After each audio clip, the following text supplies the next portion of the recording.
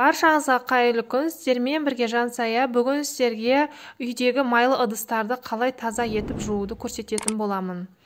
10 жылғы, 15 жылғы ыдыстарыңызды қалай тазалауға болатынын көрсететін боламын. Мына ыдысқа, яғни апаларымыздан қалған ыдыс, осыған 4 ас қасық ас содасын салып жатырмын. Үстінен любой порошок болады. Үйде қандай порошогыңыз бар, содан 4 ас қасық порошок саламыз.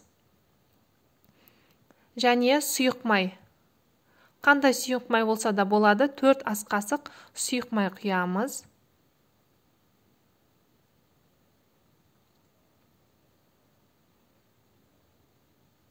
Міне осылай құйып алдық. Енді суымызды отқа қойып қойдым. Сіздерде қандай ыдыс, соған қарап көз мөлшермен салатын порошогыңызды, сұйық майыңызды көз мөлшермен салсаңыздар болады.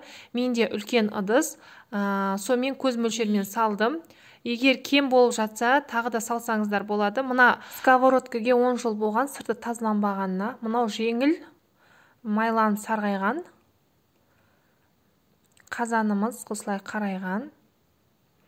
Осы суымызды қайнатуымыз керек. Қайнатып 20-30 минуттай ыстық қайнаған судың ішіне салып қоямыз майлы ыдыстарымызды. Қай жері қатты қап-қара, сол шеттерді батырып сап қоямыз. Осындай қасықтарыңызда, кір қасықтарыңыз болса, сап қойсаңыздар болады. Егер суыңыз көп болса, плюс тағы да салсаңыздар болады. Ас содасынан, порошогыңыздан, сұйық майыңыздан. Осылай көпіріп, көтеріліп тұру керек. Қайнаған кезде порошогыңыз, ас содаңыз көтеріледі. Міне мынау әлі толық жібімеген. Толық жібісе осылай пышақтың көмегімен, өйткені бұл 10 жыл болған, пышақтың көмегімен түртіп түсіресіздер, тез түсіп қалады. Ал егер осылай қайнатпай тазалайтын болсаңыздар, бұл пышақтың көмегіне де түспейді. Себебі қатып қалған. Мені каструльдің сырты губкамен де кетіп жатыр жайлап, жібіп, көріп тұрғандарыңыздай. Суларыңыз қатты қайнау керек. Қайнатпай, жай отқа қойып қоймаңыздар, қайнамаса жібімейді. Ыдысыңыз ыстық кезінде ысқылап жібереміз. Сымның көмегімен, пышақтың көмегімен ысқылап жібересіздер. Егер ыдыстарыңыз суып қалса, майлы кетпей қалады, сразу тез қатып қалады. Сол үшін ыстық кезінде жуып аламыз. Осылай, міне, тап-таза болды. Көріп тұрғанда уже тазарып жатыр.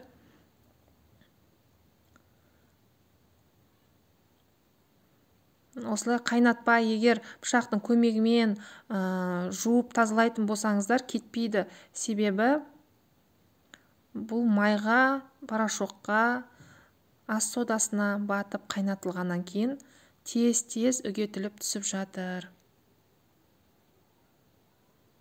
Қараңыздар, сымның көмегімен ысқылап аламыз. Себебі бұл ыдыстарға көп жылдар болған, күйесі кетпегеніне. Осылай ысқылап жусаңыздар кетеді. Ал егер енді сарғайып, енді майланған болса, тез кетіп қалады. Губкамен сүртсеңіздер кетіп қалады. Міне көріп тұрғандарыңыздай, тез пышақтың көмегімен түсіп жатыр. Тез қырылып түсіп жатыр. Қырып жерсеңіздер.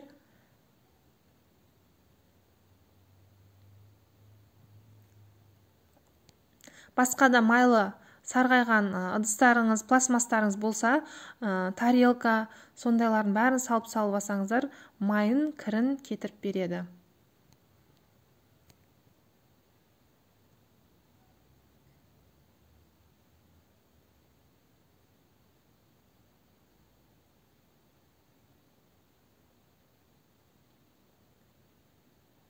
Мынау жеңіл сарғайған, қазір көресіздер бұны.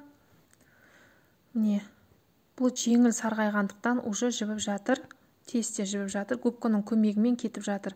Бұндай жаңа сарғайған, жаңа майланған ыдыстар тез кетіп қалады. Ал жылдап, қарайып, уже күйе болып, табаңыздың астына жабысып қалғандар кетуі қиын болады. Себебі оны пышақтың көмегімен кетіресіздер, сымның көмегімен кетіресіздер. Қатты күш кетпейді, бірақ кішкене көмектесесіздер кетуіне. міне бұғанда уже қатты күйіп жабысқан, қаттырақ қайнаса үгетіліп түсіп жатыр, жібіп майының бар. Осылай барлық ыдыстарыңызды тазалап алсаңыздар болады. Міне ыдыстар, қасықтардың бәрі өздігімен тап-таза болған. Бұл кастрюльге қанша жыл болған, айтып отқандай, осылай таза болды. Осыған да шүкір, маңалдегіден әлде қайда тазарған. Міне мынау сковородка тап-таза болған. Ішін қатты қыруға болмайды, себебі оның іші қара өзі, кейін бір нәрсе пісірсе жабысып қалады. Міне кастрюльдеріңіз тап-таза болды. Барлық ыдыстарыңыз осылай жуып алсаңыздар болады. Видео ұнаса лайк, комментарий қалдыруды ұмытпаңыз. Тіркеліп, қоңыраушаны басып қойыңыздар. Видеоның соңына дейін көргеніңіз үшін рахмет.